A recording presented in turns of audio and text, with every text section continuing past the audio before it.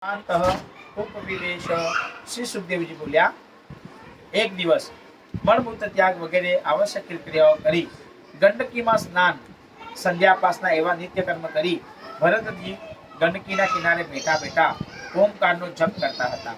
તેવામાં એક 9 માસ પૂર્ણ કરેલ સગર્ભા હરણી ગંડકીમાં જળપાન કરવા આવી. તેને બહુ તરસ લાગી હતી. જ્યાં તે જળપાન કરવા ગઈ કે સિંહે ગર્જના કરી. સિંહની ગર્જના સાંભળી બીકણ હરણી ગભરાઈ ગઈ. તેની દ્રષ્ટિ ભયથી ચકરવકર થઈ ગઈ. તે અત્યંત ભયભીત થઈ નદીની સામે કાંઠે જવા માટે કૂદકો માર્યો. પ્રસવનો સમય થયો હતો. કૂદકો મારતા જ પેટમાંથી બાલહરણ બહાર આવ્યું અને પાણીમાં પડ્યું. હરણીને પ્રસવની બહુ વેદના થઈ. તે તડફડવા લાગી. તે પાણીમાં પડેલા બાલહરણને જોઈ રહી. રાજસી ભરત ત્યાં આવ્યા. હરણી ભરતજીને જોવા લાગી. ભરતજીને લાગ્યું કે હરણી મને કંઈક કહી રહી છે. મહારાજ, મારો દીકરો તમને સોંપું છું, તેને મોટો કરજો. ભરતજીને તે બાલહરણમાં શ્રી હરિના દર્શન થયા. હરણીએ જોતજોતામાં પ્રાણ છોડ્યા. ભરતજી દોડતા ગયા. બાલહરણને ઉઠાવી લીધો અને તેને આશ્રમમાં લઈ આવ્યા. તેમને આ બાલહરણ જાણે પોતાનું બાળક હોય તેમ અભિમાન થયું.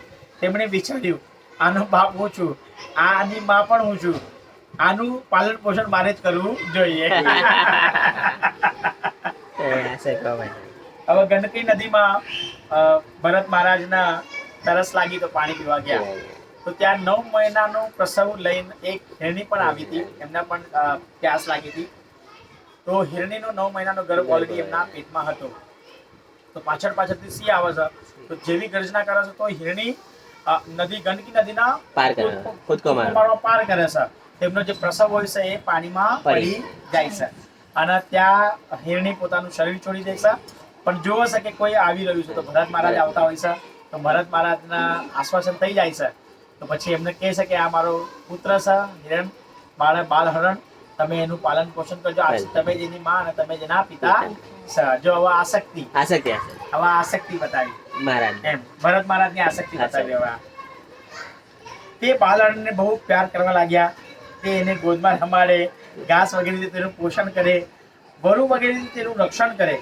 છાતી સાથે ચાપે ત્યારે તેમને મજા આવે. દર્શન કરવા જાય ત્યારે તેમને સાથે લઈ જાય.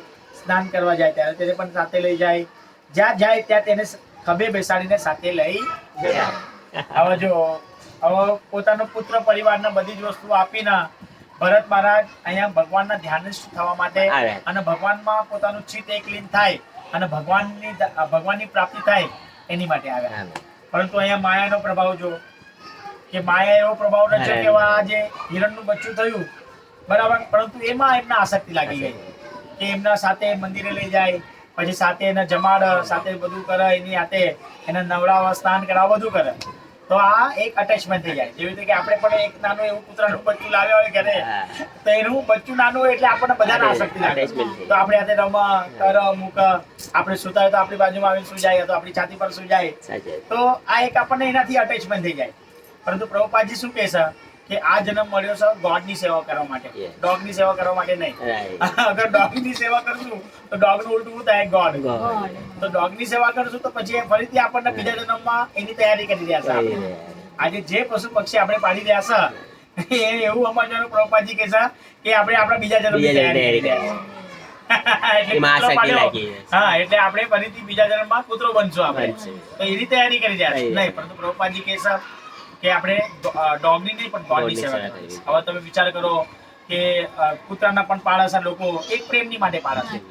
હા, કે બાળકો પ્રત્યેથી પ્રેમ ન મળતો હોય, બાળકો ફોરેનમાં વિદેશમાં હોય, એટલે પ્રેમ પ્રાપ્ત કરવાની માટે એ લોકો કૂતરાના લાવ કરે. કૂતરાના સવારના એનો જો યુરિન માટે લઈ જાય, પછી એમના માટે ખાવાની માટે બધું રાખે, એને પંપાડે, એને નવડાવે, એને સ્નાન કરાવે. આ બધી જ વસ્તુ જે દીકરાની માટે આપણે કેવી રીતે કરતા, નાનો આપણો દીકરો એની માટે એક માતાને એક સ્ત્રી કરતી હોય, તો એવી રીતે આપણે પ્રેમ પ્રાપ્ત કરવાની માટે કરીએ છીએ. પરંતુ પ્રભુપાદજી કહે છે એ જ પ્રેમ તમે ગોડ પ્રત્યે કરો ને. એક લડ્ડુ ગોપાલની મૂર્તિ લાવો, એને એવરીડે સ્નાન કરાવો, તમે ભોગ લગાડાવો. ભગવાન લડ્ડુ ગોપાલ એવી રીતે તમે યાત્રા કરવા માટે જાઓ તો લડ્ડુ ગોપાલના સાથે યાત્રામાં લઈ જાઓ, એમનો દરેક જગ્યાના દર્શન કરવા. આજે આપણા મંદિરમાં નાના નાના લડ્ડુ ગોપાલ લોકો લઈને ક્યાં ક્યાંથી આવે છે. આજે આપણે વૃંદાવન યાત્રામાં પણ જે તો જે લોકો રોજ લડ્ડુ ગોપાલની સેવા કરે સાથે સાથે લડ્ડુ ગોપાલ રાખે છે, એક ટોકરીમાં હોય, એમના વસ્ત્ર હોય, બધું હોય. તો જેવું આપણે જીવનચર્યા ચલાવીએ, જમીએ, કરીએ, મૂકીએ, સ્નાન કરીએ, તેવી રીતે જ લડ્ડુ ગોપાલની પણ સેવા થાય. તો આ વસ્તુમાં આસક્તિ આપણી હશે તો આપણું જીવન પરિવર્તન થશે. તો અંતિમ સમયમાં એક લડ્ડુ ગોપાલ આપણને યાદમાં સ્મરણમાં આવશે કે નહીં, મારી જીવન પર્યંત એમણે સેવા કરી છે, હવે એનો મૃત્યુનો સમય છે તો મારે એની સેવા કરવાની છે. તો એ સ્મરણમાં પણ ત્યારે આવશે. પરંતુ ક્યારે જ્યારે લડ્ડુ ગોપાલની સેવા કરીએ છીએ ત્યારે. એટલે આ થોડું પરિવર્તન લાવવું જરૂરી છે. તો અહીંયા ભરત મહારાજ પણ આસક્ત થઈ ગયા છે ઓલરેડી હિરણથી. દરેક વસ્તુમાં એમના મધ્યમાં રાખીને બધી જ વસ્તુ કરે છે. ઇવન બચ્ચું નાનું છે કે બહાર કોઈ વરુ પશુ મોટા હિંસક પછી આવશે તો એને મારી નાખશે, ખાઈ જશે. તો જપ કરતા કરતા પણ પાછા બહાર જાય છે, જોવે છે કઈ બાજુ વિસ્તારમાં ગયું છે. તે બધી જ વસ્તુનું નિહાળે છે. તો પોતાનું તપ, પોતાની સાધના, પોતાનું જપ બધું આસ્તે આસ્તે એમનું છૂટતું જાય છે. અને જપ કરતા હોય છે ત્યારે પણ હિરણનું બાળક બહારથી આવેલું હોય તેમને સ્પર્શ કરવા લાગે, પાછું એમને પેલું સ્પૃહા કરવા લાગે. તેમને લાગે કે નહીં મારે એની સાથે રમવું જોઈએ કારણ કે મને લાડ કરી રહ્યું છે. તો આ આસક્તિને કારણે એમનું ભજન બળ બધું છૂટતું ગયું, સાધના બધી છૂટતી ગઈ. ભરતજી હંમેશા બાલાનંદમાં લાલનપાનમાં રહેવા લાગ્યા. આથી તેમના સંધ્યા પૂજા, નિત્ય કર્મો છૂટવા લાગ્યા, જે હમણાં આપણે વાત કરીએ. અને દિન પ્રતિદિન તેમની બાલ હરણ પ્રત્યેની આસક્તિ વધતી ચાલી. તેઓ બેસવું, સૂવું, ફરવું, ઉભા રહેવું તથા ખાવું વગેરે સર્વ ક્રિયાઓમાં તેની સાથે જ રહેવા લાગ્યા. દેવ પૂજા ચાલતી હોય ત્યારે પણ વચ્ચે વચ્ચે ઉઠીને તે બાળ હરણને જોતા ત્યારે સ્વસ્થ મનથી તેને આશીષ આપતા કે હે વત્સ, તારું સર્વ તરફથી કલ્યાણ થાવ. કોઈ વેળા બાલ હરણ થોડોક સમય ન દેખાય તો ભરતજી વેવળ બની જાય અને હૃદયમાં સંતાપ પામી અનેક તર્ક વિતર્ક કરવા માટે. એક દિવસ બાલ હરણ જંગલમાં રમવા દૂર ચાલી ગયેલું. તે રાત પડી છતાં પાછું ન આવ્યું. ભરતજી ચિંતામાં પડી ગયા કે બાલ હરણને આજે શું થયું હશે? રાત પડી ગઈ છતાં પાછું કેમ ના આવ્યું? ભરતજીના મનમાં હરણ બાલનું ચિંતન ચાલી રહ્યું હતું. તે પેલી હરણીને અને પાણીમાં પડેલ બાલ હરણના તરફડનારને ભૂલી શક્યા નથી. બરાબર તે જ વખતે બાલ હરણ ઝૂંપડીમાં પાછો આવ્યું અને ભરતજીએ આંખ ઉગાડીને જોયું. પ્રારબ્ધ કર્મના બળે યોગી તપસ્વી ભરતજી ભગવત આરાધનાથી ભ્રષ્ટ થયા. તેમણે રાજ અને પુત્રને ત્યજ્યા હતા. તેમને બાલ હરણમાં પુત્રથી અધિક આસક્તિ થઈ. તેઓ બાલ હરણના પોષણ, પાલન, રંજન તથા લાલનમાં આસક્ત બનવાથી આત્મચિંતન કરતા ન હતા. પરિણામ એ આવ્યું કે આ પ્રાકૃત શરીર છોડવાનો સમય આવી પહોંચ્યો. તે સમયે નજીકમાં રહેલું હરણનું બચ્ચું પુત્રની પેટે શોક કરતું હતું. તે જોઈને ભરતજીનું મન કેવળ તે હરણમાં જ આસક્ત થયું. હરણનું ચિંતન કરતા કરતા મૃત્યુ થયું. એટલે તેમને હરણનું શરીર પ્રાપ્ત થયું. ભરતજીનું શરીર છૂટી ગયું, પણ વાસના હરણની અને બાલ હરણમાં રહી હતી. તેથી તેઓ દેહ છોડીને એક હરણના ઉદરમાં ઉત્પન્ન જોયું. હવે આસક્તિ હતી હરણના પ્રત્યે, તો ભજન, સાધના આ તે બધું છૂટતું ગયું. અને હરણ એક વખત રાત્રે જંગલમાંથી લેટ આવ્યું તો એ જોયું. અને પછી શરીર જ્યારે છોડવાનો સમય આવ્યો તો એમને બધી સ્મૃતિ આવી કે હિરણનું આવી રીતે ગંડકી નદીમાં હિરણી હતી, એનો બાળક પ્રસવ થયો અને આ બાળકને મેં આજે નાનાથી મોટું આટલું નાનુંથી મોટું કર્યું. તો આ આસક્તિમાં શરીર એમણે છોડ્યું. અને આ શરીરના આસક્તિમાં જ્યારે અંતિમ સમયમાં પણ એમણે હરણના જ યાદ કર્યું હતું, બાલ હરણના, તો એમનો બીજો જન્મ એઝ અ બાલ હરણ તરીકે એક હરિણના ઉદરમાં થયો. બોલો. એટલે કહેવાય છે ને કે જેવી આપણી અંતિમ સમયમાં મતિ હશે એવું આપણને શરીર પ્રાપ્ત થશે.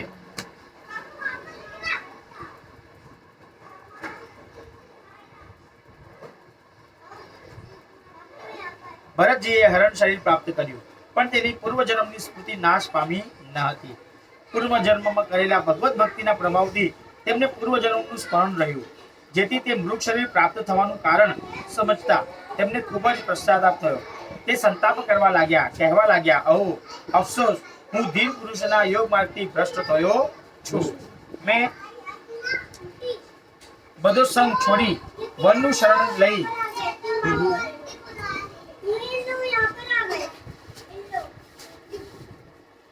બધું છોડી વનનું શરણ લઈ ત્યાં ભગવાન વાસુદેવ વિશે મનને એકાગ્ર કર્યું, છતાં મારું અજ્ઞાનીનું તે મન નિશ્ચિલ થઈ હરણબાલ તરફ ઢળી પડ્યું અને પોતે હરણ થઈને જન્મ્યા.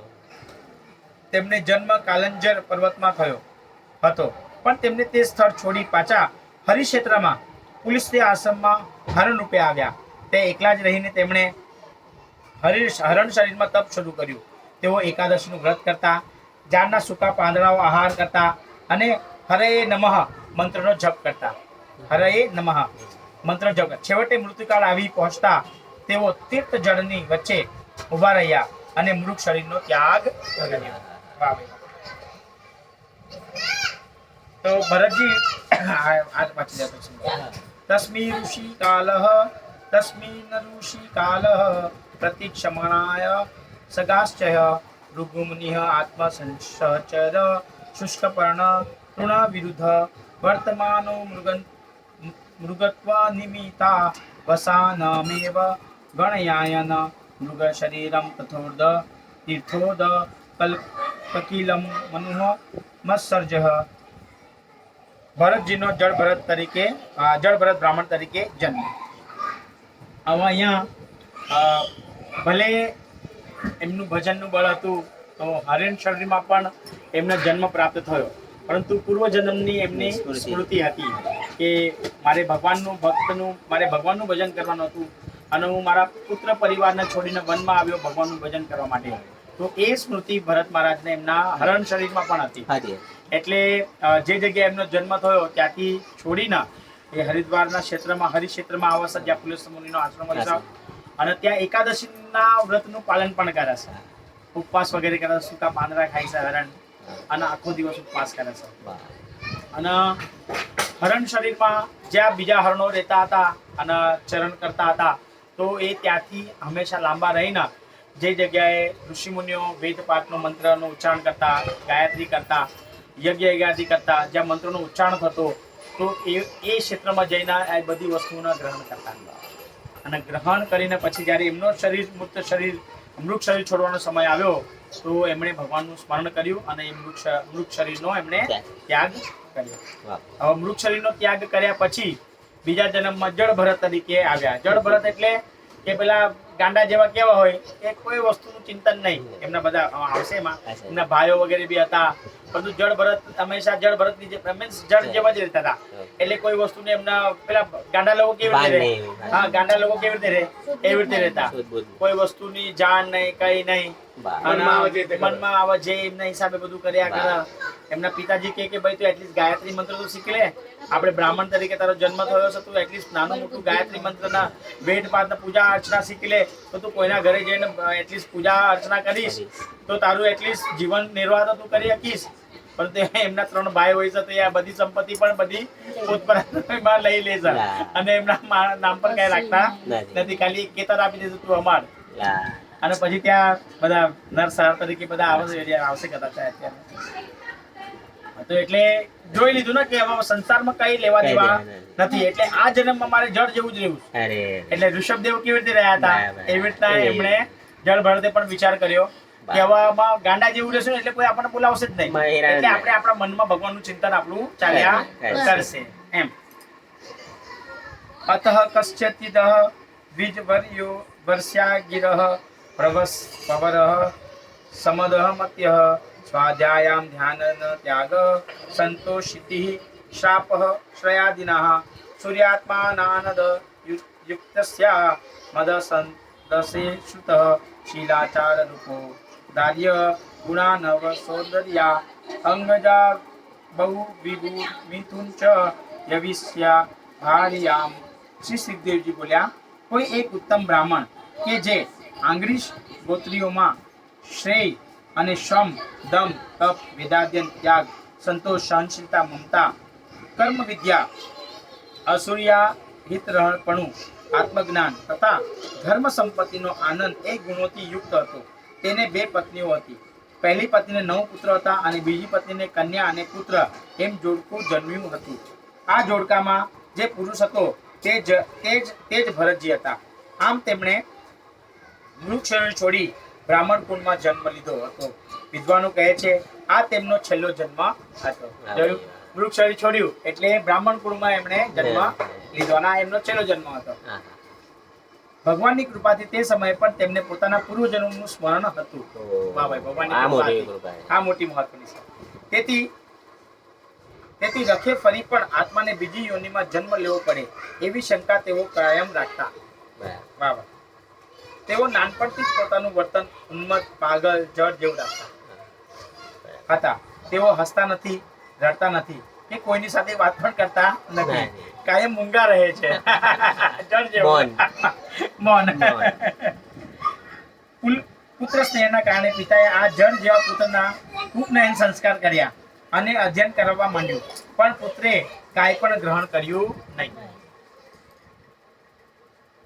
આ મારો પુત્ર પંડિત થશે, આવો તેનો મનોરથ પૂર્ણ થયો નહીં. સમય જતા પિતા મરણ પામ્યા અને તેની પાછળ તેની માં સતી થઈ દેહ ત્યાગ કર્યો. પિતાના મરણ બાદ જડ ભરતના 9 ભાઈઓએ કે જેઓ ભરતનો પ્રભાવ જાણતા ન હતા, તેઓ આત્મવિદ્યામાં અનિશ્ચિત બુદ્ધિવાળા હોવાથી આ તો જડ બુદ્ધિવાળો છે એ માની પોતાના ભાઈ જડ ભરતને ભણાવવાનો આગ્રહ છોડી દીધો. ભણાવ્યા પણ એમના ભરતે પોતા માટે કંઈ પણ કર્મ કરવાનું છોડી દીધું હતું અને દેવેચ્છાએ જે કાંઈ થોડું ઘણું મળે તેનાથી શરીર પોષણ થતું. તે પણ ઇન્દ્રિયોની પ્રીતિ માટે તો નહીં જ. તેમને દેહની દરકાર ન હોવાથી ઠંડી, ગરમી કે વરસાદની અસર જીવનમાં અનુભવતા ન હતા. તેઓ ખુલ્લા શરીરે રહેતા છતાં પુષ્ટ અને મજબૂત હતા. તેઓ પૃથ્વી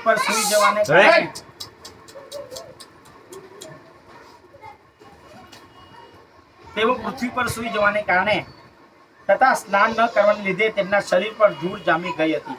તેથી તેમનું બ્રહ્મતેજ પણ ઢંકાઈ ગયું હતું. ફાટેલું એક વસ્ત્ર કેળ ઉપર વીંટીને મેલી જનોઈએ તેઓ અવધૂત વેશે ફર્યા કરતા. શરીર પ્રત્યે કોઈ પણ આસક્તિ નથી. જે મળ્યું એ પહેરી લીધું, જે મળ્યું એ ખાઈ લીધું, અને એમાં જ વસ્તુમાં સંતોષ રાખતા. એક ફાટેલું વસ્ત્ર છે એ પણ કેળે બાંધેલું છે. આમ ભરતજી અવધૂત વેશે પૃથ્વી પર ફરવા લાગ્યા. તેઓએ મૌન ધારણ કર્યું હતું અને ભગવાન જે આપે તે ખાતા. દુનિયાવી દ્રષ્ટિએ લોકો આ ધૂની પાગલ જેવા ભરતજીને જડ ભરત કહેતા, એટલે એનું નામ પડ્યું જડ ભરત.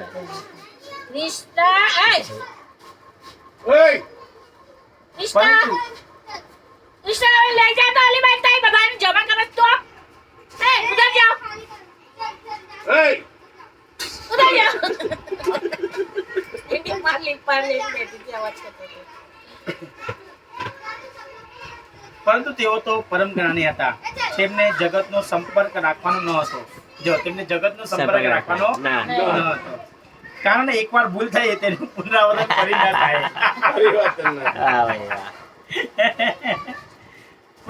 ફરી ન થાય. તે માટે તેઓ પાગલપણું બતાવી જગતને પોતાની દૂર રાખવા લાગ્યા. તેમની તો એવી ભક્તિ કરવાની તમન્ના હતી કે જેથી પરિપક્વ થયેલું ફળ નીચે આપોઆપ પડી જાય, તેમ આ દેહ પણ પડી જાય. જ્યારે ભરતજી કામ કરીને બીજાઓ પાસેથી આહાર મેળવવા ઈચ્છવા લાગ્યા, ત્યારે તેમના ભાઈઓએ તેમને ક્યારાઓ કરવાના કામમાં જોડ્યા. તે અમુક સ્થળે કાદવ નાખવાથી ખેતર સપાટ થાય કે અમુક સ્થળે ઊંચું નીચું થાય તે કંઈ પણ જાણતા ન હતા. ભાઈઓએ તેમને ખેતરની ચોકી કરવાનું કહ્યું. ગાયો આવી બધું ચરી જાય, છતાં ભરતજી ગાયોને હંકારતા નહીં, ચકલાને પણ ઉઘાડે નહીં, ખેતરે પડ્યા રહે. ભાઈઓ તેમનું વધ્યું ઘટ્યું ખાવાનું આપે તેને તે અમૃત તુલ્ય માની ખાઈ લેતા. દુનિયાદારી નહીં, કારણ કે જે ભૂલ થઈ ગઈ પાછળ એ મારે પાછી કરવી નથી. એટલે આ રીતે જીવન જીવતા. ભાઈઓ કે આ શું કરશે, તો ખેતરનું જ્યાં સમતલ ભૂમિ હોય, ખડતર ભૂમિ એ સાચવવા માટે આપી દીધી. એમાં અમુક પશુ આવે એને બગાડતા નહીં, કાગડા હોય એને બગાડતા નહીં. અને જે ભાઈઓ વધ્યું ઘટ્યું હોય જમ્યા પછી એ આપણે અમૃત તુલ્ય માની ભરતજી મહારાજ જમી લેતા. જડ ભરત મહારાજ જમી લેતા. કોઈની હાથે મગજમારી નહીં. મારે કોઈનાથી કઈ લેવા દેવા જ નથી. એમ ભદ્રકાલીના મંદિરે બલી તરીકે લઈ ગયા. જો પેલા વન લોકો હતા એ આવશે એક હતા. તો બલી બલિ તરીકે સ્વયં જળભરત મહારાજને લઈ જાય. જળભરત મહારાજ ત્યાં લઈ જાય તો સ્વયં ભદ્રકાળી માતા જાણે છે અને ભગવાનના સ્વયં ભક્ત છે. તો જેટલા નર સર માટે લાવેલા હોય છે એ બધાના ભદ્રકાળી માતા એમાંથી પ્રસવ ઉત્પન્ન થઈને બધાના માટે નાખે છે. હા, એ આવશે. એવામાં એક પ્રસંગ બન્યો. જંગલમાં ભીલોનો રાજા રહેતો હતો. તેણે સંતાન પ્રાપ્તિ માટે ભદ્રકાળીની બાધા રાખી કે જો મારે ઘેર દીકરો આવશે તો તને હું નર બલિયા ચડાવીશ. ભીલ લોકનો રાજા હતો. એને પુત્ર પ્રાપ્તિની માટે ભદ્રકાળી માતાની પાસે પ્રાર્થના કરી કે પુત્ર પ્રાપ્તિ થશે તો નર બલિયા આપીશ. એટલે નર એટલે મનુષ્યની બલિ તને આપે. વાહ ભાઈ વાહ. થોડો સમય બાદ તેને ત્યાં બાળક જન્મ થયો. તેને એક મનુષ્યને પકડ્યો હતો.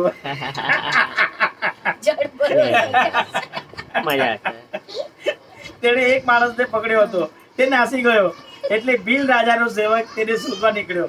તેમને તે મનુષ્ય તો મળ્યો નહીં, પરંતુ ખેતરમાં ચોકી કરતા હસપુષ્ટ ભરત મળ્યા.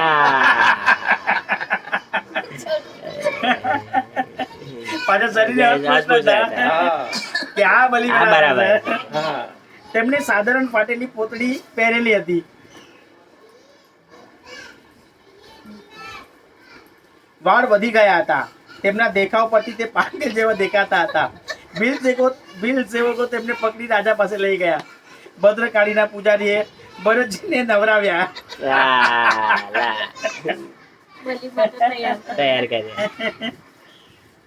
એક સ્વચ્છ લાલ કપડું પહેરવા માટે આપ્યું.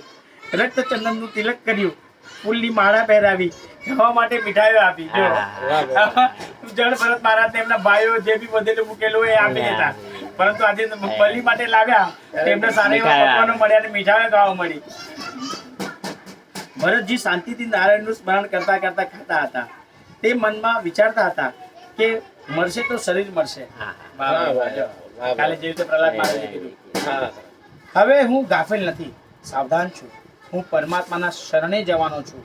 ભીલ લોકોને આશ્ચર્ય થયું કે 2 કલાક પછી આને મરવાનું છે, છતાં તે શાંતિથી ખાવા બેઠો છે.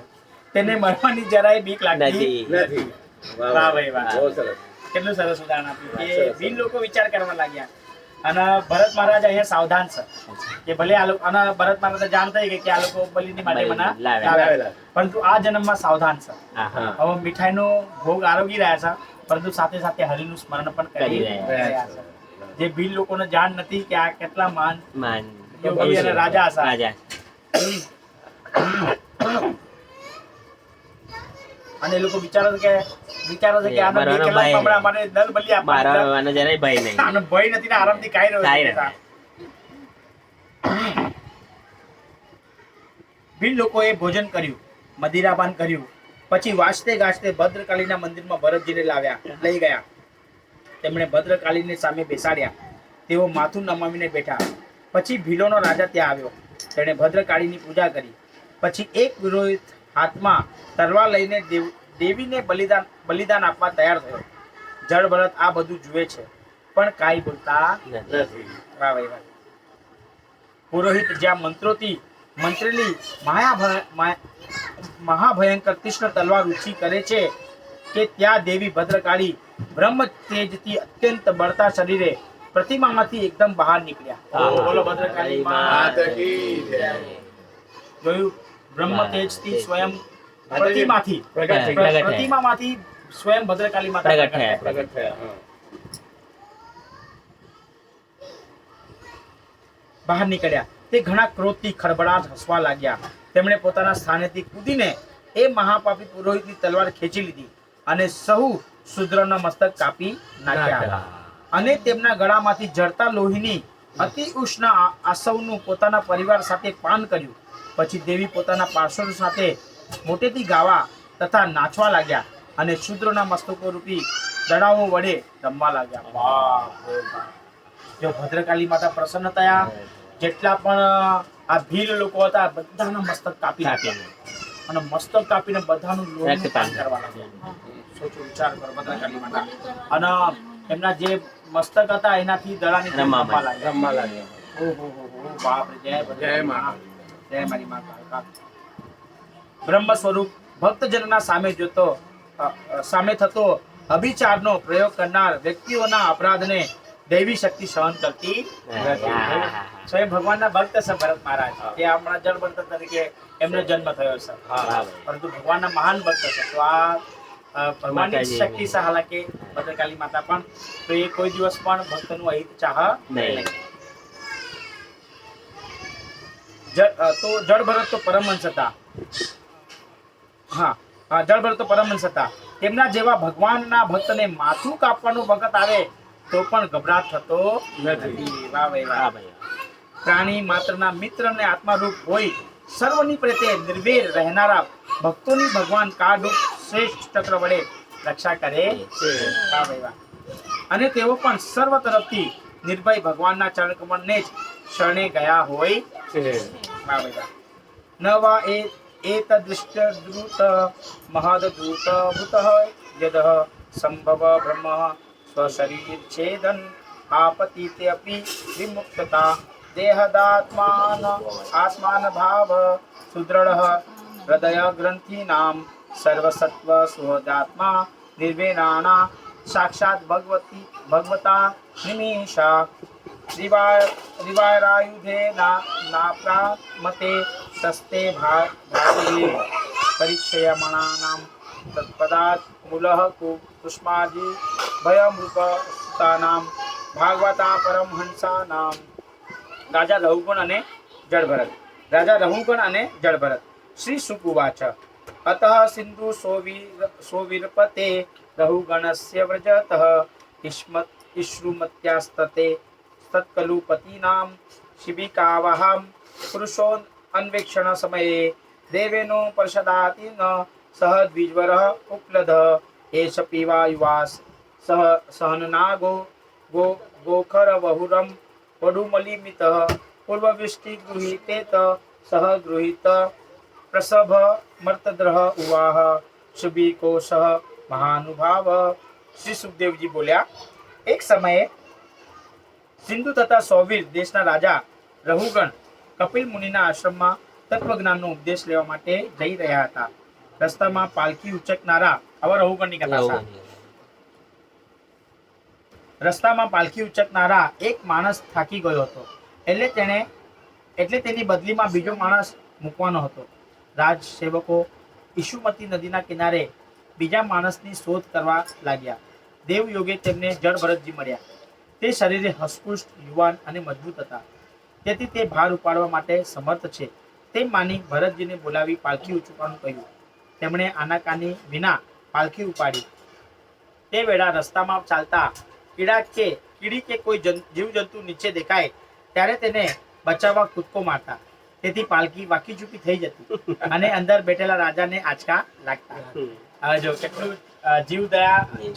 દરેક જીવ પ્રત્યે દયા આપણી હોવી જોઈએ, કે રસ્તામાં બી કંઈક અગર કોઈ જીવજંતુ ચાલી રહ્યું છે ને આપણી નજર પડે તો એની પર આપણે પગ ન મૂકી દેવો, પરંતુ એનાથી થોડું સાઈડમાં ચાલીને આપણે ચાલવું જોઈએ, કે જીવ હવે એ જીવ છે અને એ જીવ આપણાથી બચી જાય, આપણા ચરણ થકી એનું મૃત્યુ ન થાય, એટલે એ વસ્તુનો આપણે પણ વિચાર કરવો જોઈએ.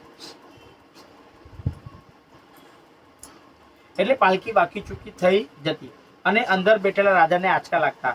પાલખીની વાકી ચૂકી ચાલને લઈને રહુગણ રાજાએ પાલખી ઉપાડનારાઓને ઠપકો આપ્યો. એટલે તેઓ ભયથી કહેવા લાગ્યા, હે રાજન, અમે તો સરખા જ ચાલીએ છીએ, પણ આ નવો વેઠિયો જે હમણાં જોડાયો છે તે ઉતાવળે ચાલતો નથી, તેથી અમે તેની સાથે રહી પાલખી ઉપાડી શકતા નથી. આ સાંભળી રાજા ભરતજીની આંસી રૂપે ઠેકડી કરવા લાગ્યા. છતાં બ્રહ્મ સ્વરૂપ જળભરતજી ચૂપચાપ રહી પૂર્વની પેટે જ પાલખી ઉપાડવા લાગ્યા. થોડી વાર બાદ ફરી અલ્યા, એ આ શું કરે છે? તું તગડો છે છતાં આમ મરેલાની માફક શું ચાલે છે? તું જીવતા મુવા જેવો છે, તને વજન વધુ લાગે છે? સીધો ચાલ, નહીં તો હું તને મારીશ. તું જાણતો તો નથી કે હું આ પ્રદેશનો રાજા છું. મારી આજ્ઞાનો અનાદર કરીશ તો તને સજા કરીશ. રાજાના અભિમાન ભર્યા શબ્દ સાંભળીને ભરતજીને દયા આવી. તેમને થયું કે આ માણસ મારા ખભે બેઠો છે, તો મારે તેનો ઉદ્ધાર કરવો જોઈએ. ભરતજીને રાજા રહુગણને બોધ આપવાની ઈચ્છા થઈ. જે ભરતજી બાળપણમાં ગાયત્રી મંત્ર શીખવતા પિતા પાસે કશું પણ બોલ્યા ન હતા, તે આજે રઘુગણ પાસે બોલ્યા. વાહ ભાઈ વાહ ભાઈ વાહ.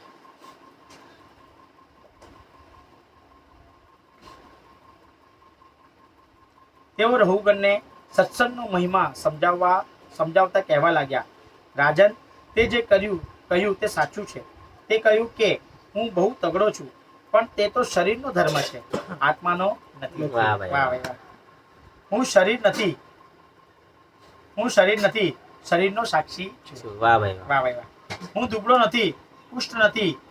તે મને કહ્યું કે તું જીવતો મુવા જેવો છે. મને તો આખું જગત જીવતા મુવા જેવું લાગે. હરી બોલ, હરી બોલ. સત્ય કીધું. જો જડભરતજી કહે છે તે મને મુવો કીધો, પરંતુ મને તો આખું આ જગત જ મુવા જેવું લાગે છે, જીવતા મુવા જેવું લાગે છે.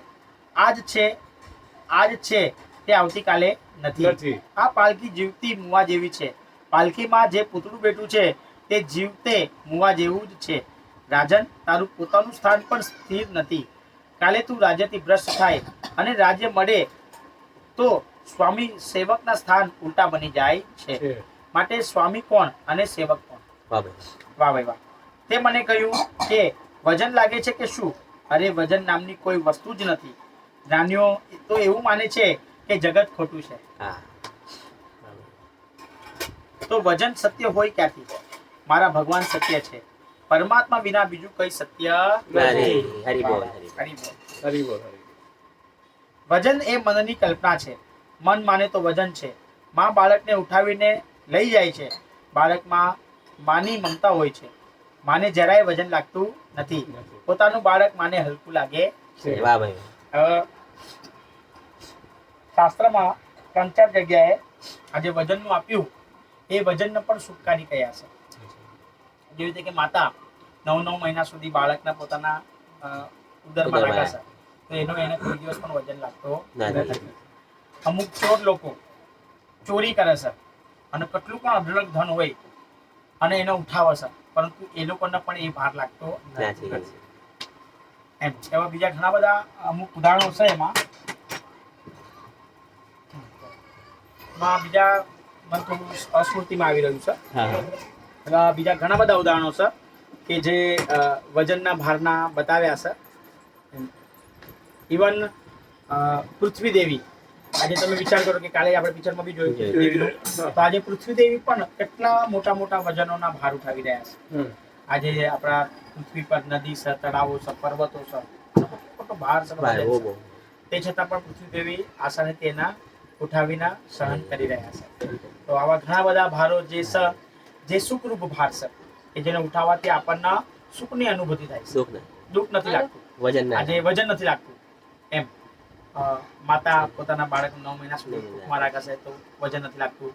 ચોરી કરવા ગયેલા ચોરો કે આટલું બધું અઢળક ધન સંપત્તિ છે, ભાર છે, પરંતુ ભારરૂપ લાગતું નથી. કેમ? કારણ કે વેચણી થશે તો બધામાં સરખે ભાગે પૈસા આવશે.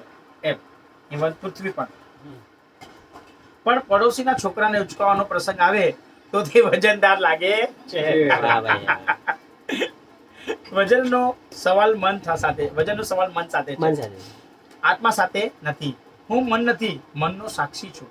હું ચેતન છું. હું પરમાત્માનો અંશ છું.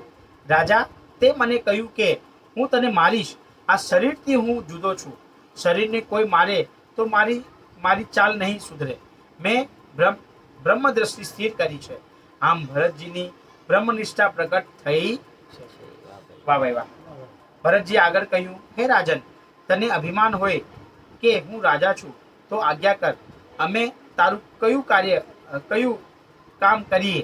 હે વીર, હું બ્રહ્મનિષ્ઠ છું. હું તો પાગલ છું, પણ તળે કોઈ જીવની હિંસા ન થાય તે માટે હું કૂદકા મારું છું. હરે કૃષ્ણ. જે પાપ લઈને આવ્યો છું તે ભોગવી રહ્યો છું.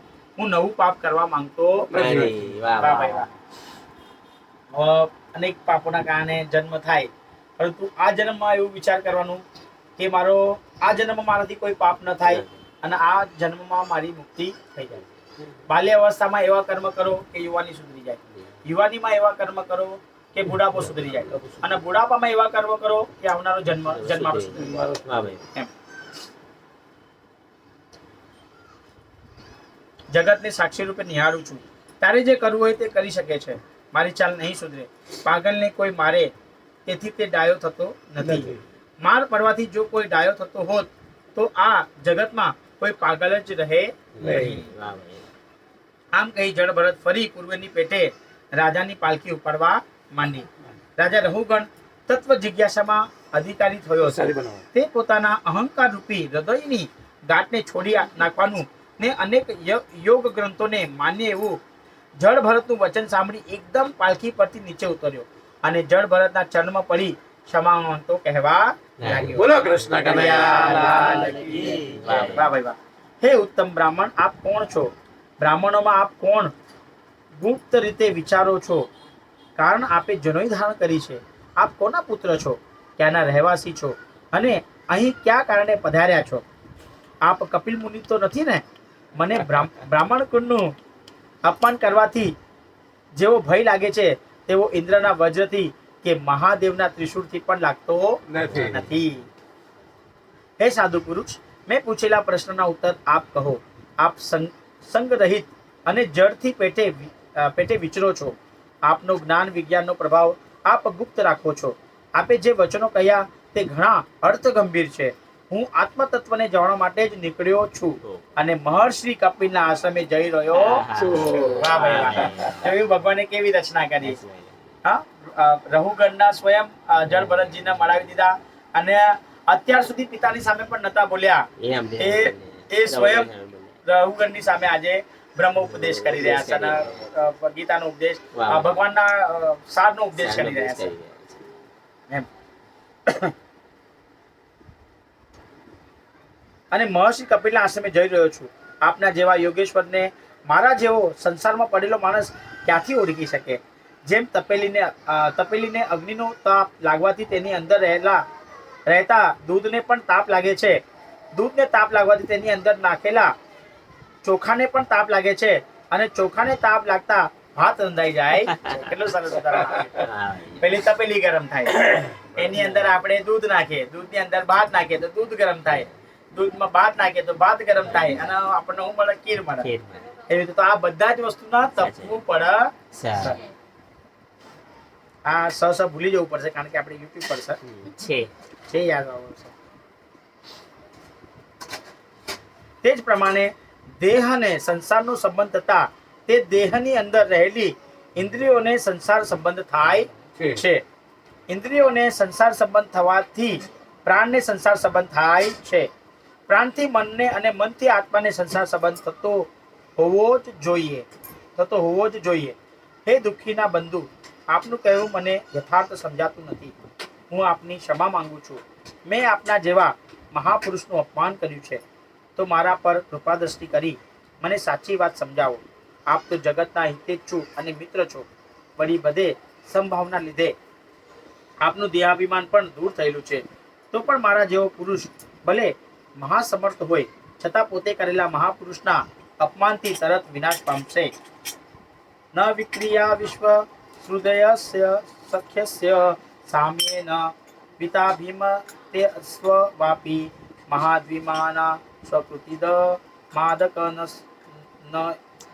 નયશય દુરાદપી શૂલપાણી. ઓકે, કૃષ્ણ કનૈયા લાલ કી જય. કાલે અહીંયાથી છે જળ ભરતજીએ રહુગણને કરેલ બ્રહ્મ જ્ઞાનનો ઉપદેશ. જી ભજન બની તલવાર રાજે ગોવિંદા